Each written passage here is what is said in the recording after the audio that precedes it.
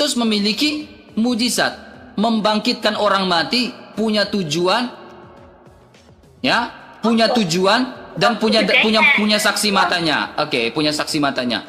Nah sekarang Kak, banyak lagi mujizat dari Yesus Kristus. Orang buta dia sembuhkan, orang tuli dia dengar, dia bisa buat dengar, orang lumpuh dia bisa berbuat jalan. Ya, sekarang ada nggak Nabi Muhammad, ada nggak eksistensi Allah Subhanahu Wa Taala lewat Nabi Muhammad? Ya, bisa menyembuhkan orang lumpuh, bisa menyembuhkan orang buta. Coba satu aja. Nabi Muhammad itu banyak mujizatnya, dia bisa mengeluarkan Oke, air satu aja. Satu aja, yang simpel, ia membelah bulan, gitu aja, yang simpel kan. Oke, di mana ayat di dalam Al-Quran dia membelah bulan Kak? Silakan. Nah, itu emang ada. Iya, mana datanya? Oke, pada Teman-temanku, Shalom. Melalui video ini saya tidak sedang ingin mengajak supaya teman-teman menjadi murtad dan menjadi Kristen. Tetapi melalui video ini, saya ingin mengajak semua teman-teman untuk boleh belajar akan fakta dan bisa menerima kenyataan. Sehingga dengan demikian teman-teman bisa mengambil keputusan untuk memilih keimanan ataupun keyakinan. Sehingga dengan keimanan dan keyakinan tersebut teman-teman bisa hidup bahagia dan bisa menerima keselamatan ataupun hidup yang kekal. Sehingga di kemudian hari teman-teman tidak kecewa karena memilih keyakinan yang salah. Semoga video ini memberikan pencerahan dan video ini menjadi berkat. Nah, seperti apa pemaparannya? Mari kita sama-sama saksikan sampai selesai dan jangan lupa untuk like, bagikan dan subscribe channel Gereja YouTube. Mari kita saksikan video berikut ini. silakan. Mau tanya satu nih Bang. Ya, kamu tanya, saya tanya, kamu satu ya. Silakan. Di agama kekristenan itu percaya adanya nabi pertama nggak sih? Nabi pertama itu siapa? Saya Islam. Pertama itu Adam. Oke, Adam. Oke. Kitab tentang Adam dan habis istrinya nama siapa? Hawa. Hawa. Oke. Apakah Al-Quran Allah yang menciptakan Hawa juga atau tidak? Iya. Oke. Kalau Allah yang menciptakan Hawa, ya ada nggak nama Hawa di dalam Al-Quran? Silakan. Sehingga betul tuh Adam itu nabi pertama. Allah itu maha tahu. Coba tunjukkan surah berapa ada nama Hawa. Silakan. Enggak. Awal kan saya pertanyaan awal saya aja belum dijawab. Adam itu bukan nabi. Adam itu di dalam bahasa Ibrani pertama. Ya kan? Manusia pertama. Iya, pertama. Jadi Adam itu tidak dikatakan sebagai nabi. Adam itu artinya pertama. Oh ya, Adam itu pertama. Ya, benar. Ya, karena nabi itu, nabi di dalam Taurat itu bernubuat dan melakukan mujizat. Ya. Ya kan? Ya. Kalau dia bernubuat dan melakukan mujizat, itu indikasi dia adalah nabi, seorang nabi. Ya, Adam itu bukan nabi, tetapi Adam itu di dalam bahasa Ibrani artinya pertama. Ya. Bahkan orang Yahudi saja sekalipun tidak pernah mengatakan Adam itu nabi. Lalu tiba-tiba muncul ribuan tahun kemudian baru mengatakan Adam itu nabi. Ribuan tahun di abad ke-7 mengatakan Adam itu nabi. Sementara orang Yahudi sendiri tidak pernah mengatakan Adam itu nabi. Nah, persoalan agama di abad ke-7 ini tahu dari mana mengatakan Adam itu nabi. Saya juga bingung. Orang Yahudi saja tidak pernah mengatakan Adam itu nabi. Orang Yahudi saja tidak pernah mengatakan Daud itu nabi.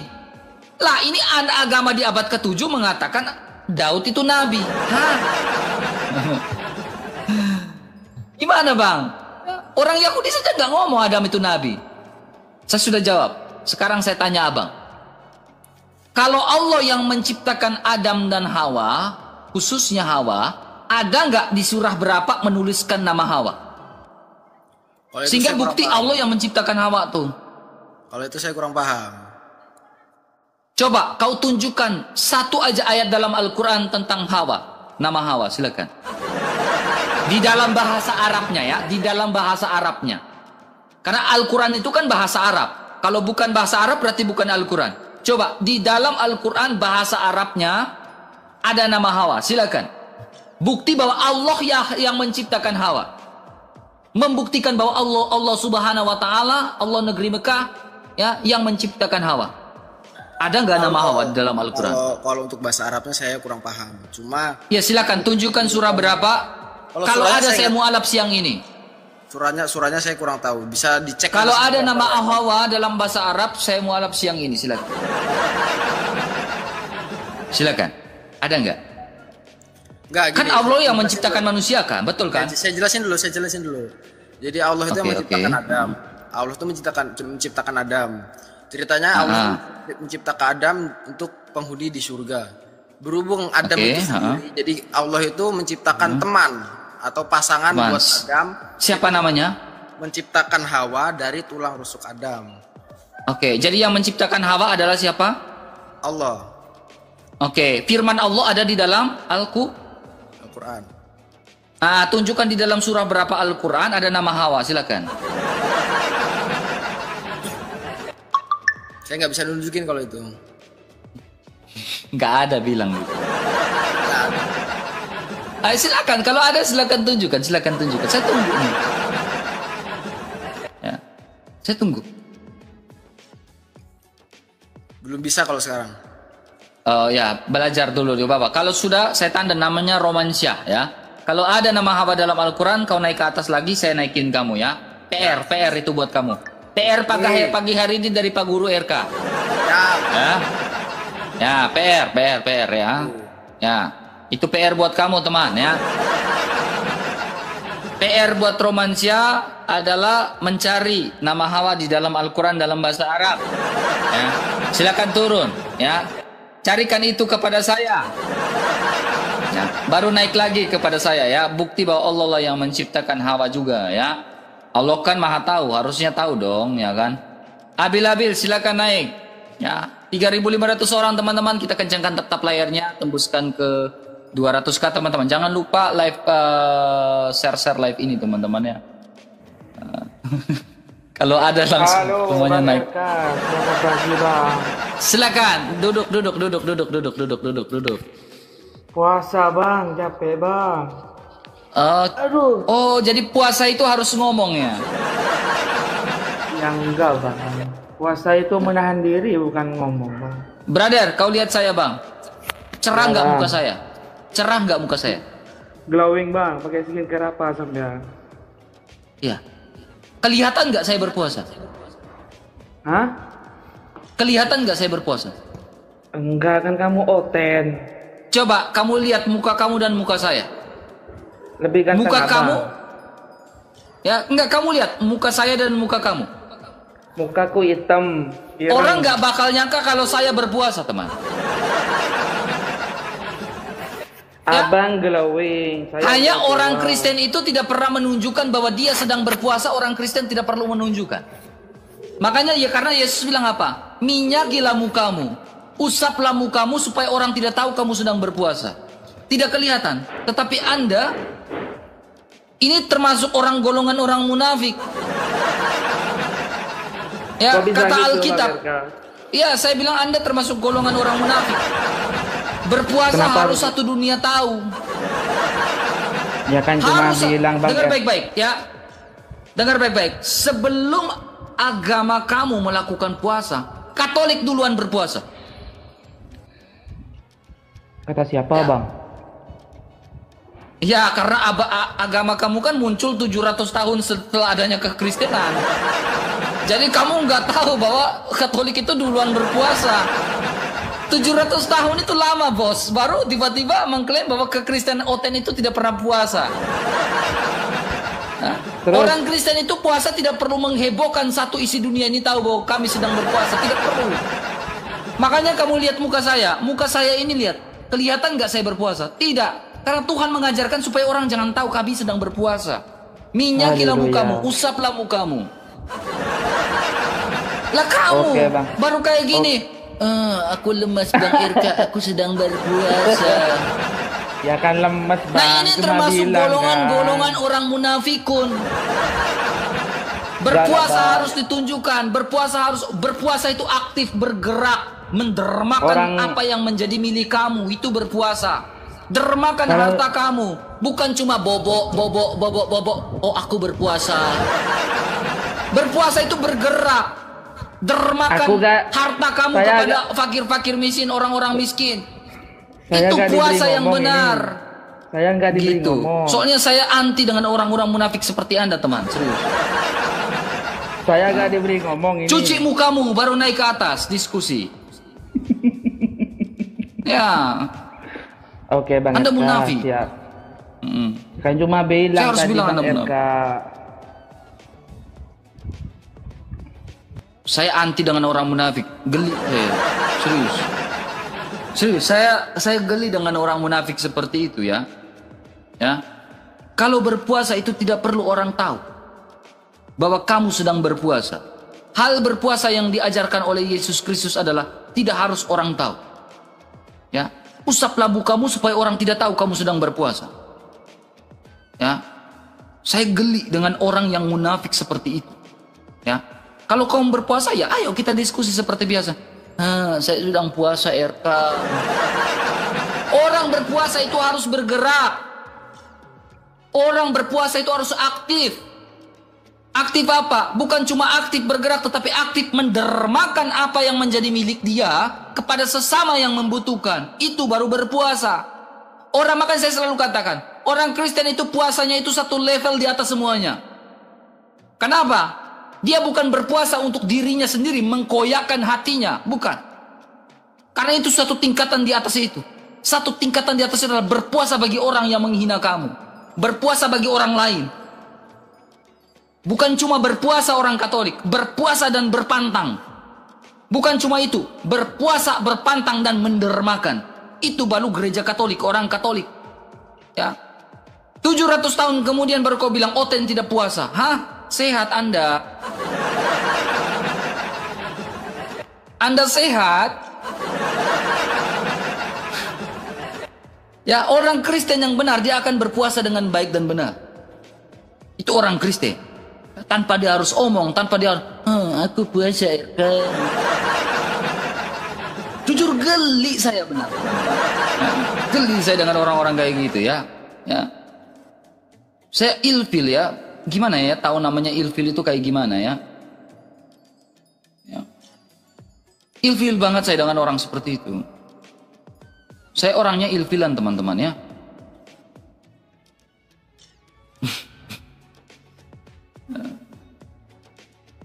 Puasa naik ke atas pun, aku puasa RK, lemas aku RK, lemes. Ya, Karisteng bukan Pak? Islam Bang, Islam. Oke, silakan. Kita bicara sesuai tema di atas. Isa tokoh fiktif? Tanda tanya. Isa itu Tuhan ya Bang?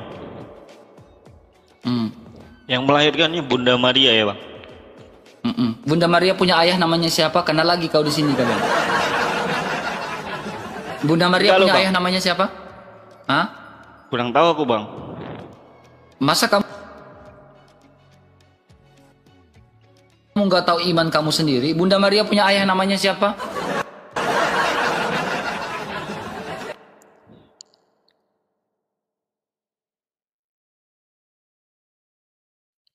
Ada Bang, nggak ada Bang.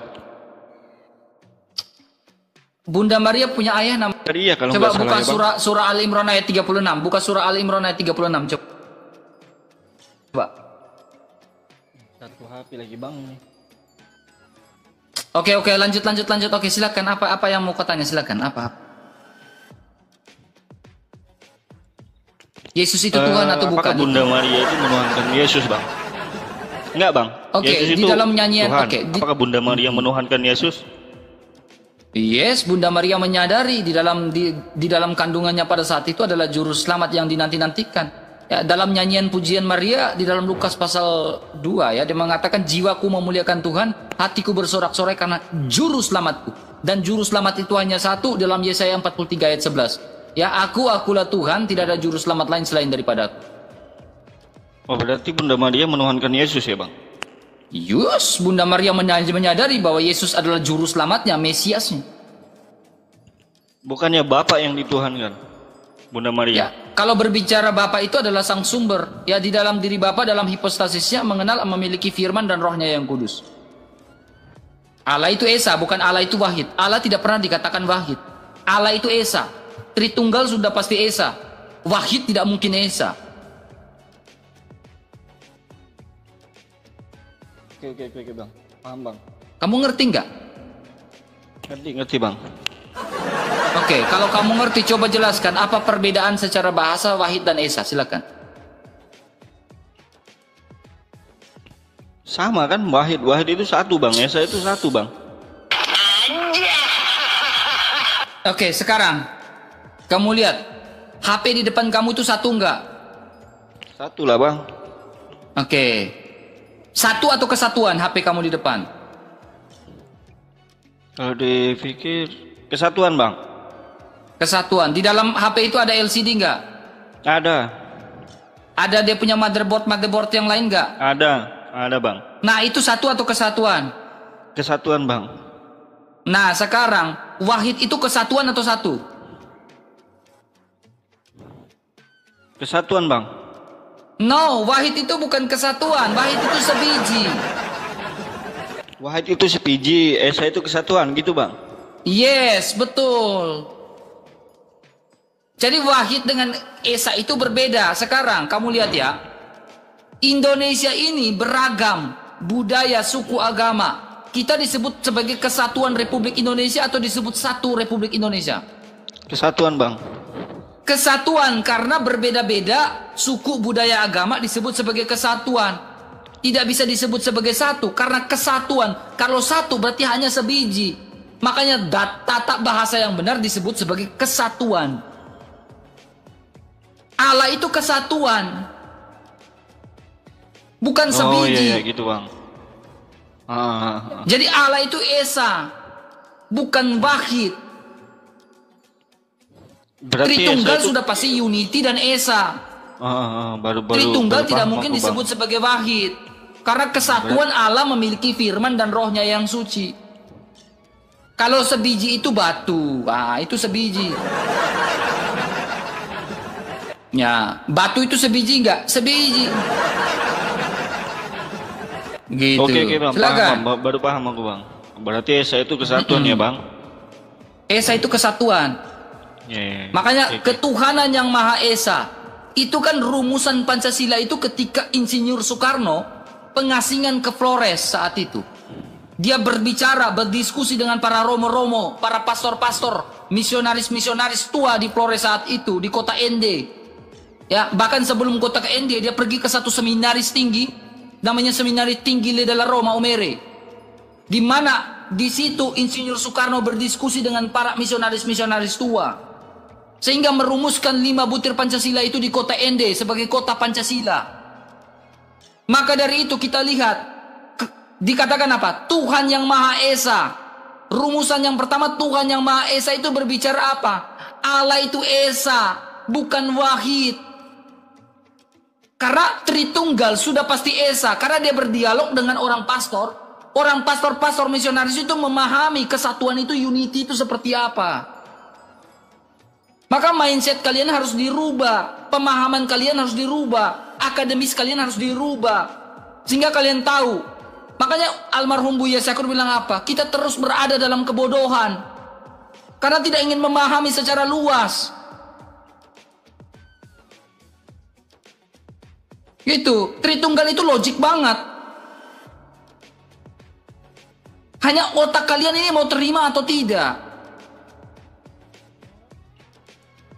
Itu, Pipi. Semoga kau bisa login ya. Paham bang. Makanya kau lihat Kristen-Kristen itu pintar-pintar. Sekolah-sekolah Kristen itu pintar-pintar. Karena apa? Ininya jalan, teman. Yayasan-yayasan Kristen itu pintar. Kenapa? Roh Kudus menyertai, Allah menyertai orang percaya. Berarti gitu, kembali teman, intinya tadi berarti Bunda Maria menuhankan Yesus itu ya bang? Yes, Bunda Maria, percaya, jiwaku memuliakan Tuhan, hatiku bersorak-sorai karena juru selamatku. Itu ada dalilnya nggak, Bang? Ada, saya tunjukkan. Ya. Ada. Nih. Nih. Ini nyanyian pujian Maria. Nih, kamu lihat ya. Nyanyian pujian Maria mengatakan apa? Lalu kata Maria, jiwaku memuliakan Tuhan. Hatiku bergembira karena Allah, siapa? Juru selamatku. Nah sekarang, malaikat sendiri juga mengatakan bahwa Yesus itu adalah juru selamat nih. Nih. Nih, ini kata malaikat. Nih. Kata malaikat itu kepada mereka, jangan takut sebab sesungguhnya aku memberitakan kepadamu kesukaan besar untuk bangsa, seluruh bangsa. Hari ini telah lahir bagimu siapa? Juru selamat, yaitu Kristus Tuhan di kota Daud. Nah, kita lihat di dalam kitabnya Musa. Kitabnya orang Israel, orang Yahudi. Juru selamat ini Tuhan atau enggak? Nih. Ini, kamu lihat ini.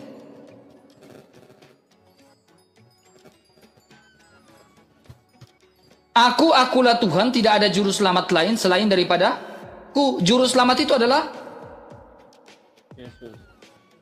Tuhan, dan juru selamat itu adalah Yesus. Masalahnya, kitab kalian sudah menuliskan bahwa Yesus itu juru selamat. Kalau dilihat dari segi bahasa, kitab kalian tuh menulis Yesus ada juru selamat. Al-Isa, Isa itu disebut sebagai Al-Masih. Al-Masih itu dalam bahasa Arab. Dalam bahasa Yunani artinya Kristus. Di dalam bahasa Ibrani namanya Mesias. Kristus itu pribadi yang diurapi, yang berasal dari tunas Daud, dan dia adalah juru selamat manusia. Al-Masih itu adalah dari tunas Daud yang berasal, yang dikatakan juru selamat dunia. Masalahnya kalian tidak mau menerima Isa itu adalah juru selamat yang mati bagi manusia, menebus dosa-dosa manusia. Karena apa? Kalau kamu mau cari informasi yang jelas tentang Isa Al-Masih, carilah di dalam Injil. Karena Injil menuliskan secara jelas tentang Isa adalah juru selamat yang hidup. Itu poinnya. Kitab kamu menuliskan Isa adalah Al-Masih dalam surah Al-Imran ayat yang ke-45. Hanya menjadi persoalan kalian tidak menerima kematian dia sebagai penebusan atas dosa-dosa manusia. Itu persoalannya, teman. Sementara dalam kitab Taurat Musa membicarakan bahwa Al-Masih itu Al-Masih itu akan mati, bangkit pada hari ketiga dan naik ke surga. Gitu.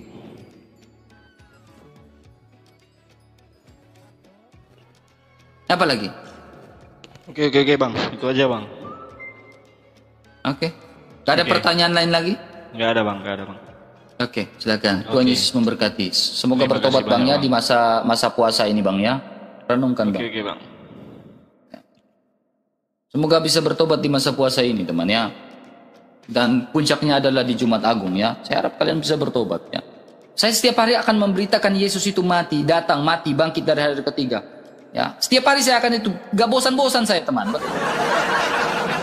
Saya tidak akan bosan-bosan, setiap hari akan bilang Yesus itu mati, bangkit pada hari ketiga, gak bosan-bosan. Ya. Saya punya fokus poin adalah selama 5 tahun saya akan memberitakan Yesus itu mati, bangkit, dan saya akan lihat progresnya seperti apa. Ya, Yesus itu mati, Yesus itu mati, Yesus mati. Mau bilang live RK bosan, tetapi memang Tuhan memerintahkan kita untuk memberitakan Injil seperti itu teman. Ya, sentral pokok dari Injil itu adalah dia datang. Kabar baik itu dia datang. Kesukaan besar kata malaikat. Ya, dia mati. Dia bangkit pada hari ketiga dan naik ke surga. Itu fokus poin dan sentral pokok dalam iman Kristen. Kita sedang memberitakan Injil. Ya, bukan memberitakan yang lain. Ya, makanya kembali kepada Alkitab. Kembali pada Alkitab lagi kita diskusi. Ya. Oke, silakan naik lagi. Mau bosan-bosan, yang penting ya kita lihat suatu saat ya banyak orang yang akan oh Yesus itu mati ya, tidak diserupakan ya. Itu poinnya teman-teman. Tujuan saya itu di situ. Itu tidak memahami kak. Sekarang saya tanya lagi kakak. Allah tidak serupa dengan makhluk dalam konteks yang seperti apa kak?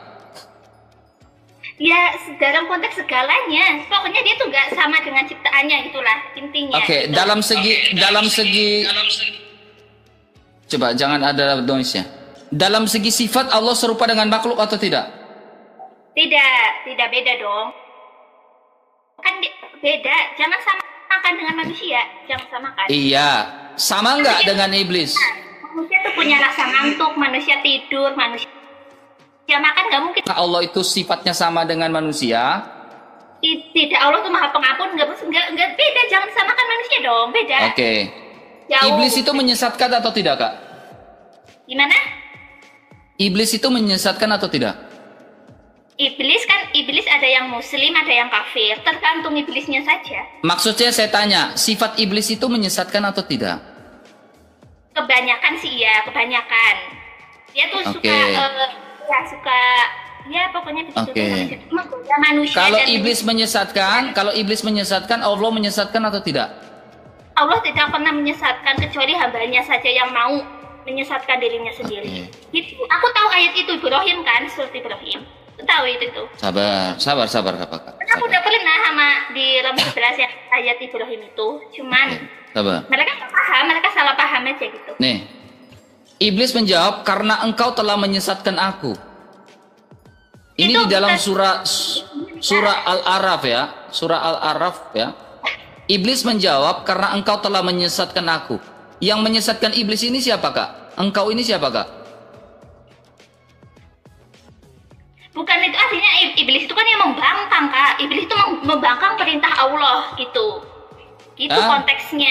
Bukan karena Allah menyesatkan iblis menyesatkan iblis membangkang perintah Allah, bukan Allah menyesatkan si iblis gitu. Gimana sih? Gimana? Iblis itu membangkang perintah Allah. Jadi Allah menyesatkannya, bukan Allah langsung menyesatkan si iblis gitu, Kakak. Oke, saya lihat. Jadi Allah itu iblis itu menyesatkan, Allah tidak menyesatkan. Allah tidak pernah menyesatkan hambanya, terkecuali hambanya yang nggak mau mencari kebenaran. Gitu, kan kita diberi akal, diberi otak, diberi kecerdasan untuk berpikir. Itu mana yang benar, mana yang salah. Bisa membedakan mana Tuhan dan mana manusia. Gitu. Oke. Iya. Sabar. Oke. Coba Anda memberitahu saya hidayah apa yang didapat dari Allah, ya, yang bisa kita dapat dari Allah di dalam imannya Abang. Kakak, silakan. Hidayah itu milik Allah, Kak. Jadi aku nggak bisa. Hidayah itu milik Allah. Allah, aku nggak itu. Maaf ya. Allahnya Kakak ini eksis di abad keberapa, Kak? Yes, Allah itu awal dan akhir, dan dia udah aja nggak kan seperti angka 1 aja, tidak dicipta, udah ada kayak angka 1 aja, tahu nggak sih? Allah itu hanya angka 1 saja.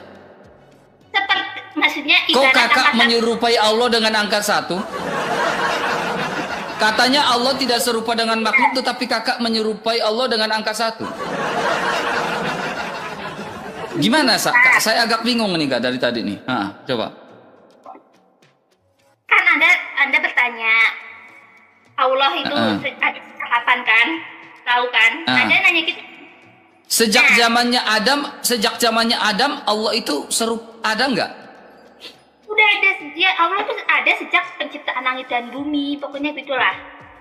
Udah ada. Kamu tahu dari mana Allah menciptakan langit dan bumi, Kak? Aku nggak tahu, kalau nggak salah dari Al-Quran, Kakak. Tapi aku lagi belum wudhu, jadi belum bisa pegang Al-Quran. Kalau berbicara tentang Al-Quran ini ada di abad keberapa, Kak? 7, kalau nggak salah. Abad ke-7. Masalahnya sebelum abad ke-7, Alkitab sudah memberitahukan bahwa Allah lah yang menciptakan langit dan bumi. Kenapa harus ditulis ulang lagi di dalam Al-Quran bahwa Allah yang menciptakan langit dan bumi? Kan Alkitab sudah menuliskan, Taurat sudah menuliskan bahwa Allah yang menciptakan langit dan bumi. Al-Quran baru ada di abad ke-7. Apakah Al-Quran menuliskan ulang apa yang sudah ditulis oleh Alkitab bahwa Allah yang menciptakan langit dan bumi? Al-Quran itu datang untuk membenarkan kitab sebelumnya yang sebelumnya dirubah oleh manusia. Itu, Kakak. Gitu. Apa yang disempurnakan sama Al-Quran? Silakan, Kak. Apa yang disempurnakan sama Al-Quran? Membenarkan. Apa yang dibenarkan Al-Quran dari kitab-kitab sebelumnya? Contohnya di dalam Taurat yang dibenarkan Al-Quran itu apa, Kak? Banyak lah, nggak tahu, aku lupa. Satu aja yang dibenarkan Al-Quran dari kitab Taurat itu apa? Silakan. Taurat. Aku kalau Taurat belum pernah baca sih. Gimana kalian bisa mengklaim bahwa Al-Quran membenarkan kitab sebelumnya, khususnya Taurat, tetapi tidak pernah membaca Taurat, Kak? Ini yang menjadi persoalan. Kalian tidak pernah membaca Taurat, tetapi mengklaim bahwa Al-Quran membenarkan kitab Taurat. Dari mana kalian tahu Al-Quran membenarkan kitab Taurat? Dalam segi apa Al-Quran membenarkan kitab Taurat? Ini yang menjadi persoalan, Kak. Di Al-Quran itu tertulis bahwa Al-Quran itu membenarkan semua isi kitab. Gitu. Di surah Al-Maidah, kalau nggak salah surah Al-Maidah. Iya, gini. Ketika di dalam surah Al-Maidah mengatakan Al-Quran membenarkan kitab sebelumnya, tentunya harusnya Al-Quran itu bisa membuktikan kitab apa yang dibenarkan, dalam segi apa yang dibenarkan. Dulu, tadi kita kan lagi bahas tentang Yesus, kok malah kesini-sini sih? Karena di sini kita lagi berbicara tentang Allah, eksistensi Allah. Eksistensi Allah di dalam kekristenan itu adalah senantiasa menunjukkan, ya, menunjukkan eksistensinya lewat firman-Nya. Dan Yesus Kristus adalah firman-Nya Allah. Dia eksis, dia ada. Bahkan Yesus Kristus mempunyai banyak sekali kelebihan yang tidak. Bahkan Alkitab mencatat, jikalau kamu menuliskan semuanya tentang aku Yesus, maka satu dunia ini tidak akan sanggup menampung semuanya. Dulu, gitu. Katanya Yesus itu kan punya mukjizat kan? Apa mukjizat itu? Apa? Pengen tahu aja mukjizatnya apa aja. Pengen tahu. Oke. Nih, saya sering omong nih, Kak, ya. Yesus dilahirkan dan diperanakan secara rohani, ya. Dia bukan Tuhan menurut kalian, ya. Tetapi Yesus memiliki mujizat, membangkitkan orang mati, punya tujuan, ya, punya tujuan dan punya saksi matanya. Oke, punya saksi matanya. Nah, sekarang, Kak, banyak lagi mujizat dari Yesus Kristus. Orang buta dia sembuhkan, orang tuli dia dengar, dia bisa buat dengar, orang lumpuh dia bisa berbuat jalan.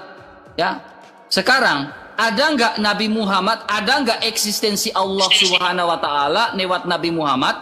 Ya, bisa menyembuhkan orang lumpuh, bisa menyembuhkan orang buta. Coba satu aja. Nabi Muhammad itu banyak mujizatnya, dia bisa mengeluarkan air satu aja. Satu aja, yang simpel, ia membelah bulan, itu aja, yang simpel kan. Oke, di mana ayat di dalam Al-Quran dia membelah bulan, Kak? Silakan. Nah, itu memang ada. Iya, mana datanya? Oke, pada abad keberapa Muhammad membelah bulan, Kak? Ya, pas dia menjadi nabi dong, karena waktu itu orang-orang kafir itu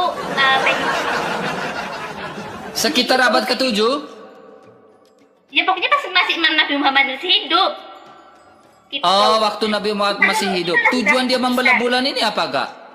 Menunjukkan mukjizat, menunjukkan bahwa tiada Tuhan selain Allah dan Nabi Muhammad itu hanyalah seorang utusan. Jangan mentang-mentang. Al-Quran sabar. Al-Quran dan sains itu saling berhubungan atau tidak, Kak? Saya tanya dulu. Gimana? Al-Quran dan sains itu saling membutuhkan atau tidak? Ya, bisa sih ya. Jawab yang jujur, Al-Quran dan sains itu saling koneksi atau tidak, Kak?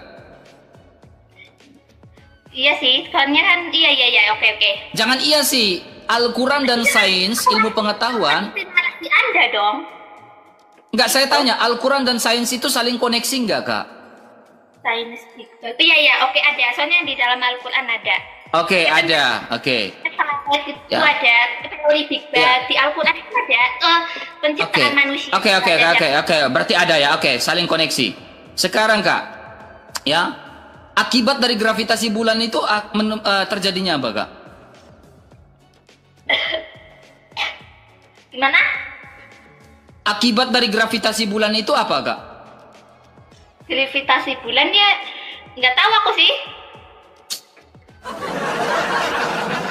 Akibat dari gravitasi bulan itu adalah pasang surut air laut, Kak, ya. Anda jangan lari-lari kemana-mana dong. Saya nggak lari kemana-mana, ini masih koneksi ya. Akibat dari gravitasi bulan adalah pasang surut air laut. Pertanyaan saya gini, Kak. Ketika Nabi Muhammad, pertanyaan pertama, ketika Nabi Muhammad membelah bulan, ya, bulan ini dilihat oleh seluruh dunia atau tidak? Tentu saja, Kak. Tentu. Oke. Belahan dunia mana yang melihat bulan terbelah di abad ke-7? Bangsa mana yang menyaksikan bulan terbelah di abad ke-7? Silakan.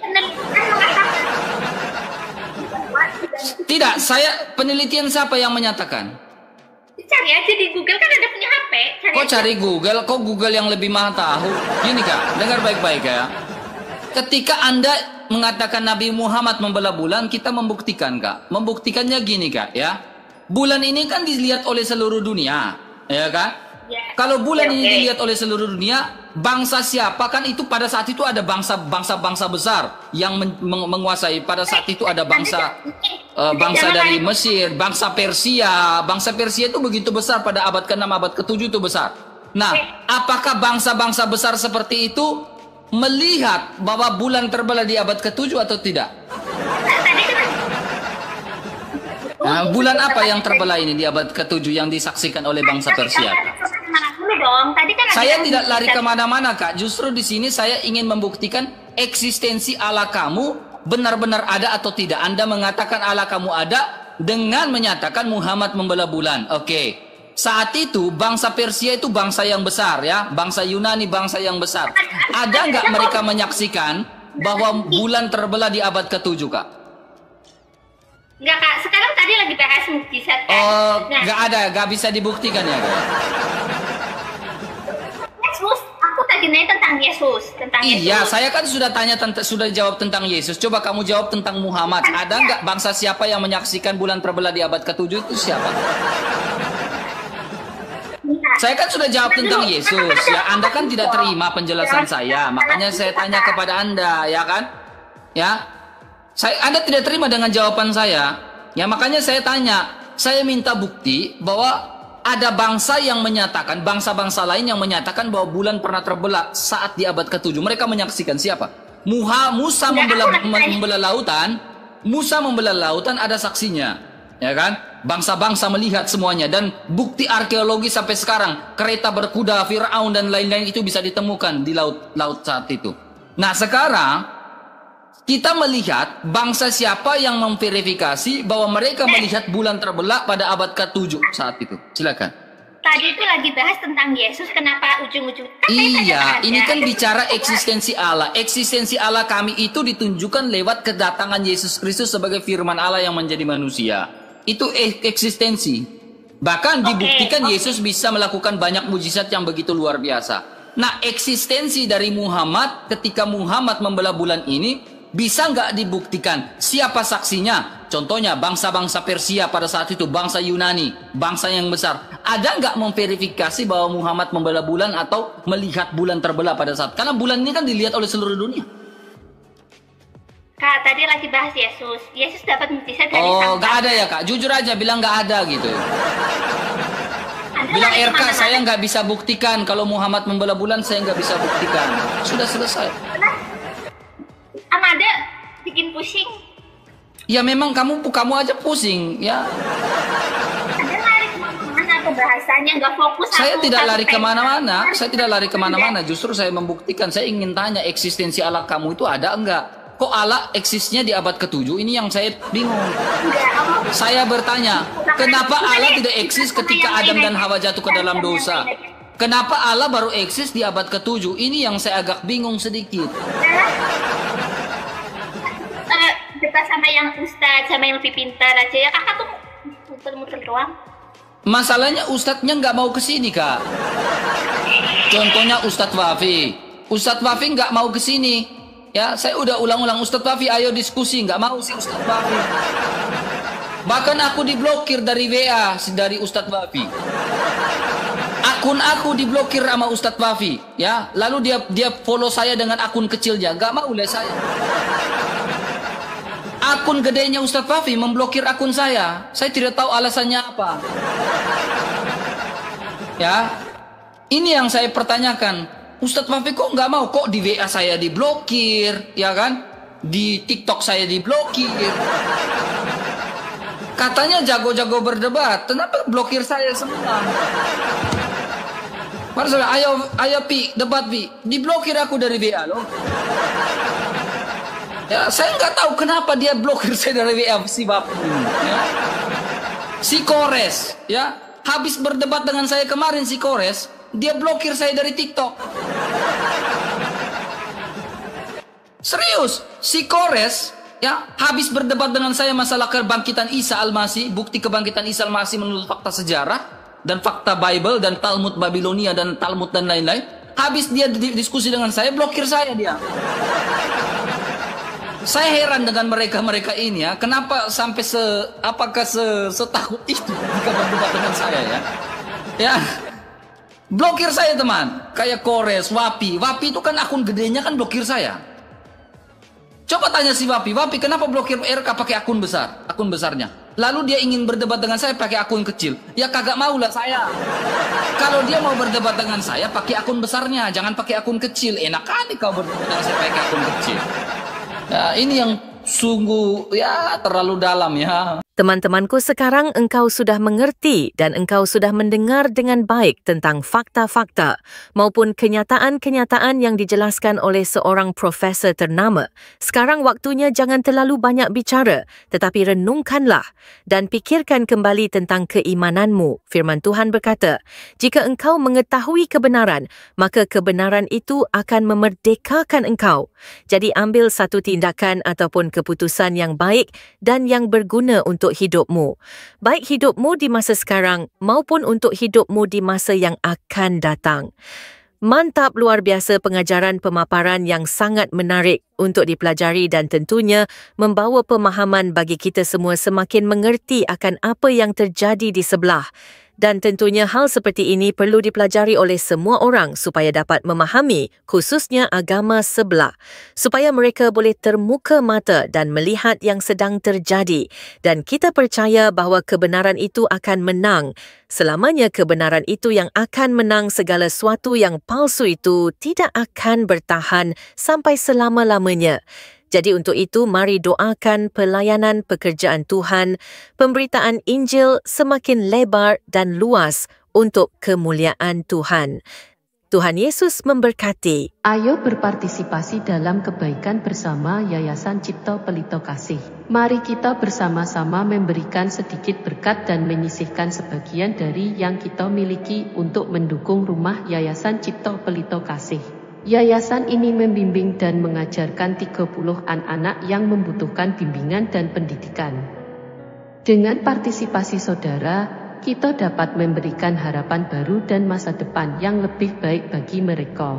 Tidak perlu banyak, bahkan bantuan kecil saudara sangat berarti bagi anak-anak ini.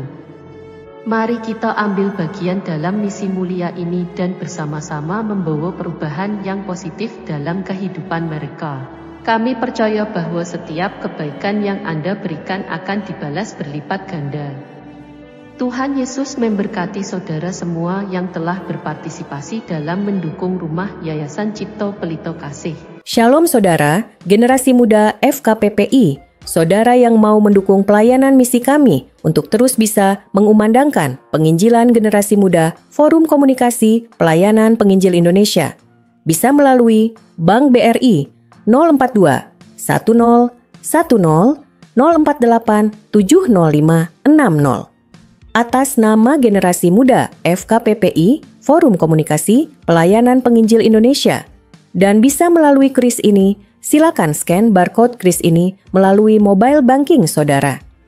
Tujuan dari pelayanan misi ini adalah untuk menjangkau banyak jiwa di pelosok-pelosok desa yang rindu untuk mendengarkan firman Tuhan dan untuk kegiatan apoleget yang menjalani penginjilan ke desa-desa untuk bisa terus mengabarkan kabar baik di seluruh tanah Indonesia. Selain melalui media sosial YouTube, kita tetap terus bisa menyuarakan kabar baik secara offline.